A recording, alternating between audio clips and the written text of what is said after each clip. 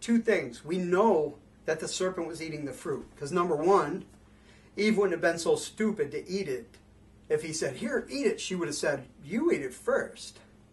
She wouldn't have been dumb enough to eat that fruit without seeing someone else eat it. And by the way, verse 6 tells us that the woman saw that the tree was good for food.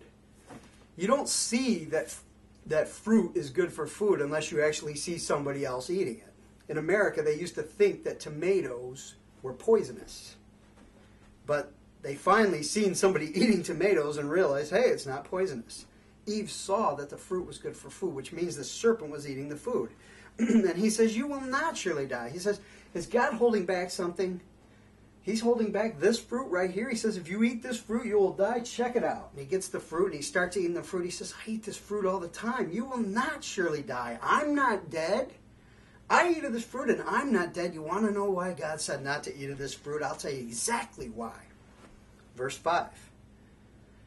For God knows that in the day you eat of it, your eyes will be open, and you will be like God, knowing good and evil. You can be like the Most High. Just like me, I've become like the Most High. You can be like the Most High too. And you will not surely die. And you can have your eyes open, and you can know good and evil for yourself. You don't need to be under his law of unselfishness. You can know good and evil for yourself. And this is the argument Satan used. And we know the rest is history on that. Now, I want to hit a couple other things here real quick. There's a question back in Revelation 12 that we asked about earlier. Okay, now remember, Christ on the cross is the solution to every one of these questions. These are the toughest questions anybody's ever asked about God. Okay, now the question that we asked about earlier was verse number 12. Chapter 12, verse 12 of Revelation says, therefore rejoice, O heavens, and you who dwell in them. Woe to the inhabitants of the earth and the sea, for the devil's come down to you, having great wrath, because he knows he has a short time. The question was, God, if you won the battle in the heavenly courtroom at the cross, why did you send him here? And why do I got to deal with him? And here's the answer.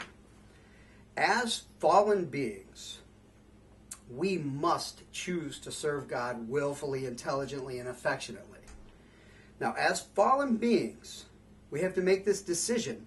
If God were to have taken Satan out of the way back at the cross, another angel may have arisen and said, well, God, perhaps the only reason that Kelly Linder does what's right is because you've made it easy for him. Anybody can be good when it's easy, just like Job. Anybody can be good when it's easy.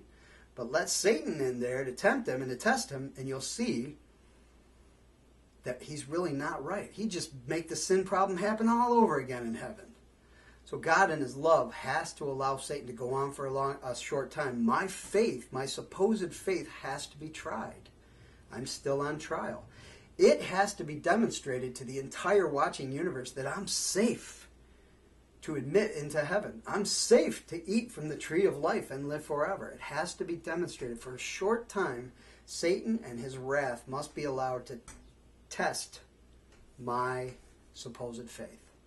That the genuineness of my faith, much more precious than gold, may be proven genuine. Okay, now I have one last question. Again, Jesus is the answer to my being able to survive that trial. Jesus is the answer to every question. This is the beginning of understanding the gospel. There's a part 2 to this, but there's one last question. This was a question somebody asked me a couple years ago, and I was stumped on. They said, if God knew that Lucifer was going to rebel and become the accuser, Satan, and start this big drama, why in the world did God create him? And this bugged me for a long time.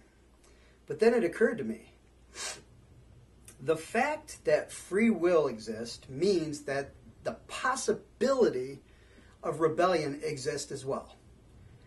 It's always existed. The byproduct of free will is the option to do evil. Now, if it's possible for evil to happen, then that means it could actually happen.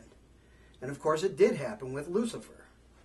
Now, had Lucifer not happened, there would have always existed a theory or a concept that perhaps the only reason nobody has ever explored the sin option is because God selfishly refused to bring into existence anything that ever would explore the sin option.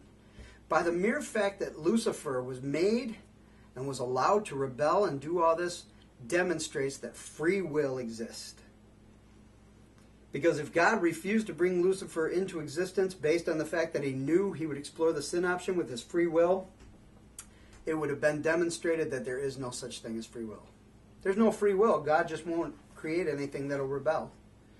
He refuses to create anything that it would ever rebel. So the answer to the question is, if anything good can be created, God will create it with free will, even if he knows it's going to go bad.